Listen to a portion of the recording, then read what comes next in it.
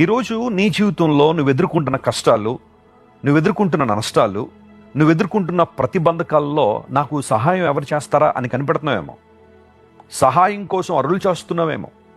కుటుంబ సభ్యులు వస్తారేమో, స్నేహితులు వస్తారేమో, బంధువులు వస్తారేమో, చుట్టుపక్కల వాళ్ళు వస్తారేమో, ఎవరెవరో నాకు సహాయం చేస్తారేమోనని కొండంత ఆశతో నువ్వు కనిపెడుతుంటే, నమ్ముప్రియ దేవుని బిడ్డ, కొన్నిసార్లు నువ్వు ఎవరి మీదైతే ఆశ పెట్టుకున్నావో వారే నిన్ను నిరుత్సాహపరచచ్చు, వారే నిన్ను ఇబ్బందులకు గురి చేయొచ్చు.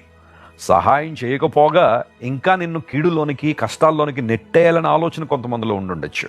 కానీ నమ్మకమైన నీ దేవుడు, పరిశుద్ధుడైన దేవుడు, నిన్ను ప్రాణప్రదంగా ప్రేమిస్తున్న దేవుడు ఎప్పుడు కూడా మాట ఇచ్చి తప్పిపోయేవాడు కాదు.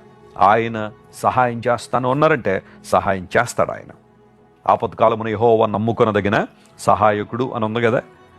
ఆపదలోనే నీకు నిజంగా ఎవరు సహాయం చేస్తారో, ఆపదలోనే నీకు నిజంగా ఎవరైతే నిన్ను బలపరుస్తారో నీకు అర్థమవుతుంది.